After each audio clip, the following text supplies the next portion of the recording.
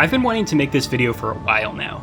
Back in June, I was given a free download code for the game Heaven's Vault, and while this isn't a sponsored video, playing Heaven's Vault got me thinking about how games can turn the process of learning a language into a game mechanic. The idea of turning language learning into a game isn't that out there.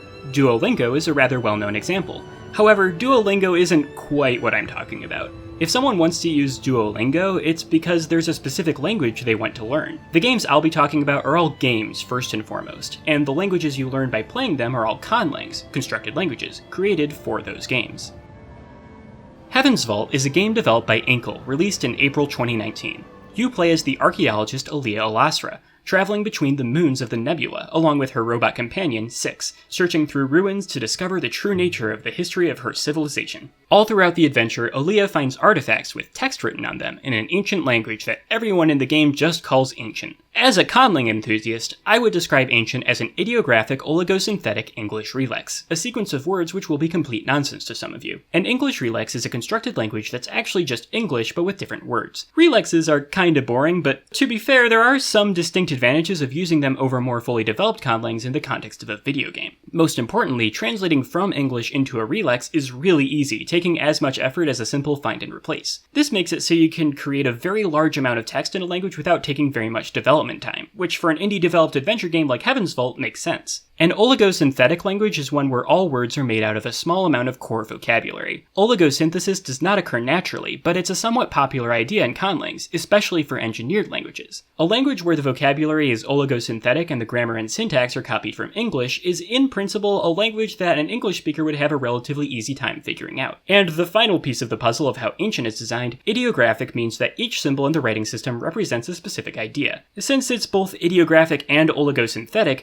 there is a relatively small set of symbols, 46 to be exact, each of which represents some simple idea, and all words are built from those ideas. So this phrase, which is the title of the game, Heaven's Vault, consists of 10 ideographic characters. Even though this is definitely the word for heavens followed by the word for vault, the formation of the individual words breaks down in a more interesting way. Like this part of the word heavens on its own is the word for star, so if you encounter this word after you already know the word for star, you could guess that this word probably has something to do with space or the sky. The way this information is presented to the player in-game is that Aliyah just sorta has an intuition for what stuff in Ancient could mean. Since Ancient is an English relex, you translate texts one word at a time, and for each word, Aliyah has a few guesses for what it could mean, and usually suggests some related words that probably mean similar things. One major thing preventing you from just guessing blindly from the choices Aliyah gives you is that there's no immediate feedback for any translation. You have to wait until you've used the same word translated the same way in 2 or 3 texts before Aliyah says she's now confident that the word has that specific meaning. I think that's the main defining thing for the way Heaven's Vault interprets language learning as a game mechanic, how all feedback you get as a player is from the character you're playing as. There ends up being this weird disconnect between what Aliyah understands and what the player understands. However, that disconnect does eventually go away, or at least it stops being so noticeable. As I played Heaven's Vault, I started to become more familiar with the Ancient language, and I eventually developed the same intuition that Aliyah has, able to look at an unfamiliar bit of Ancient text and come up with some guesses as to what it might mean. It was a lot of fun once I was at that point, and in the late game, the language learning mechanics feel like you're actually learning a language and learning the secrets of an ancient civilization. For what Heaven's Vault does, I feel like this mechanic works fine, being asked to translate things one word at a time, and then later being told if individual words are right. I also like the mechanic where sometimes the text you want to translate is written without spaces, so you have to figure out where the word boundaries are. That's also pretty clever. Okay, now let's talk about Sethian. Sethian is a game created by Grant Kooning, released in November 2016. It's a short game where you type in a computer terminal in the Sethianese language to figure out what happened to the Sethianese civilization. The interface looks extremely intimidating at first, with 5 whole pages of like 100 characters to use. Much like Ancient in Heaven's Vault, Sethianese is written with an ideographic writing system, and while it isn't oligosynthetic, there is an abnormally large number of compound words. A key difference is that Sethianese is not just an English relex. Even if its grammar is nothing to write home about, you can't just translate everything word for word. I mean, granted, there are some things you can just translate word for word, but not everything. In a lot of ways, Sethian is a lot more explicitly handholdy than Heaven's Vault. The game starts off super linear, with the player character writing down close to exact translations of everything the computer says, and then just writing down exactly what they want to say to the computer next. But the way this works is, I think, pretty interesting. You're playing as a linguist who already knows a little about the Sethianese language, and they have access to the writings of linguists who described the language before them. As a player, you don't get to see those writings, you only get to look at this notebook. For most of the game, you're not really trying to figure out how the language works, but how to read your player character's notes. As the game goes on, however, unlike Heaven's Vault, the hand-holdiness starts to ease off. There are some words where you're provided no translation, and only given a loose explanation of the language itself from the computer you're talking to. Even later, you start needing to figure out everything by yourself, with nothing to guide you other than a dictionary of individual words, and the notes about previous translations. I have mixed feelings about Sethian. The game definitely is much shorter than I would have liked. Most of the characters you can type on this keyboard don't actually mean anything. Like, they're only here to provide the illusion of a fully developed language. There's also a lot of frustration that comes from trying to ask specific questions and just getting, "I don't understand," and "I can't tell you what that means," over and over, even in cases where the question itself is grammatical in the Sethianese language. I guess it's somewhat realistic that this computer wouldn't be able to answer every single question you have, but the total set of questions it can answer is disappointingly small. Still, there is one thing that Sethian does that I admire a lot, and that's how it has the player learning a language by using it. Sure, you're using it under the very clear guidance of your notebook telling you exactly what to say for most of the game, but in terms of getting a player to feel like they can actually understand a language, asking them to translate into a language is a lot more engaging than asking them to translate from it. And the whole time I was playing, trying to get information out of this computer in a language I was slowly starting to understand, I was thinking of my favorite example of a game where there's a puzzle that has the player learning a conlang in order to progress. Technically speaking, my favorite game that features translation as a game mechanic is Rhythm Heaven Megamix for the 3DS. It doesn't do a particularly good job interpreting translation as a game mechanic, it just happens to be a good game in general. Anyway, that's not what I'm going to be talking about. Telling you exactly what I'll be talking about is a little tricky, because the fact that this game has a translation puzzle in it is a spoiler, since it happens close to the end of the game. So I guess here's a general spoiler warning for just some game, and I can't tell you which one it is without spoiling it. Okay, I'll just say it. The third and final game I'll be discussing will be Frog Fractions 2.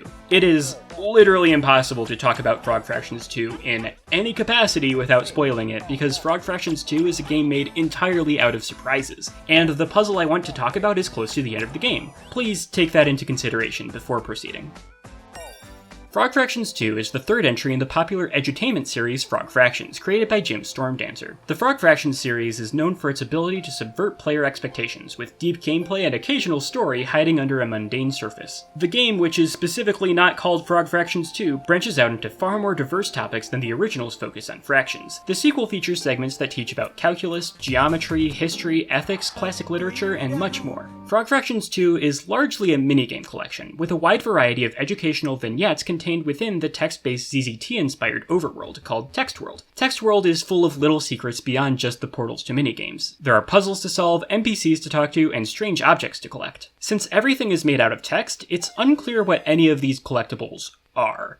There's 18 hidden throughout the world, with each item hidden in 2 spots. If you collect both instances of one item, you're awarded with a piece of trivia about the band Korn, in true Frog Fraction style. For most of the game, it just feels like these are arbitrary collectibles. You can't really do anything with them, until you meet the frog. The frog notices you. "House Infinity Delta," it says, gesturing at the rotten fruit behind it. The frog is talking to you, using the very symbols that you've been collecting as items throughout the whole game. And this is where the genius of Frog Fractions 2 comes in. During this entire encounter with the frog, you are at no point told directly what anything means. You must figure out this frog's language entirely through context. You need to not only figure out what the frog wants from you, but also what you want from the frog and how to tell it what you want. You want to collect that almost equal to symbol in the water there, but you can't get it unless you can tell that frog to push over that red crate. And even if you can manage to do that, it can't push over the red crate because there's a locked door in the way, so it needs to get that key first. You'd think that this puzzle would be impossible, and yeah, it's very hard, but the feedback you get from this frog as you try to learn how to speak to it is so much more than anything that happens in Heaven's Vault or Sethian, and that's partially because of what's allowed by the restrictions at play here. The frog language is yet another conlang with an ideographic writing system, and this one has the smallest lexicon by far. You don't even have access to all 18 words yet, because one of them is your award for solving this puzzle. On top of that, you can only say 3 words at a time to the frog. But as a result of that restriction, everything you say, and I mean absolutely everything that you can say to this frog,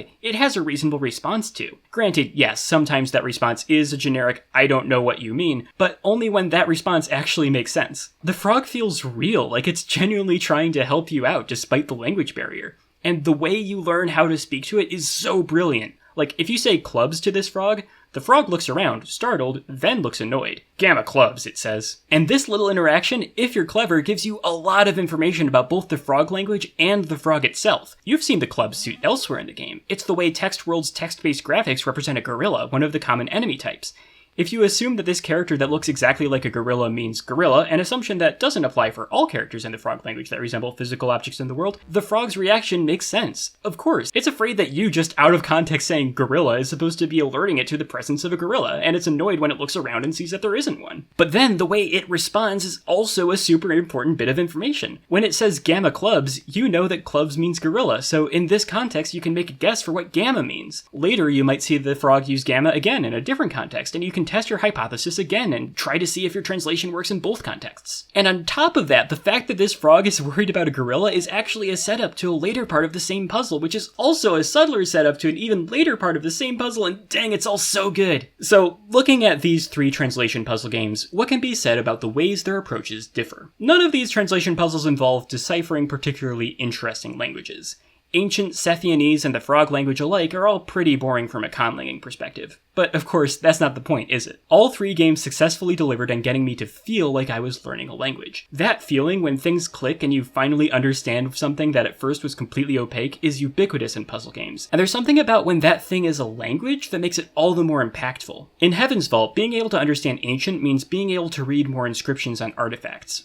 Each new word you understand, or barring that each word Aaliyah declares that you now understand, gives you a bit more access to the lore and world building of the nebula. In Sethian, being able to understand Sethianese means being able to ask the right questions and being able to understand the answers. Just like in Heaven's Vault, it's understanding for the sake of understanding, but the experience, the journey of how you get there is fundamentally different. Sethian is a conversation. Each piece of information you learn directly impacts what information you could access next. That is, once the game stops directly telling you what to say. In Frog Fractions 2, being able to understand the frog language means being able to talk to the frog. You do learn things about the frog, but the understanding itself is not the goal. You want to understand the frog's language because you want it to do something for you, and the frog wants something from you in return. I called Sethian a conversation a few sentences ago, but the frog language puzzle in Frog Fractions 2 embodies that so much more, so much better. In Frog Fractions 2, learning the language is a means to an end, but along the way you have to make a connection with this character. You need to empathize with them. It's one thing to learn how to understand what something says. It's another thing entirely to learn how to understand how someone feels. The former can be achieved with any type of puzzle. For the latter,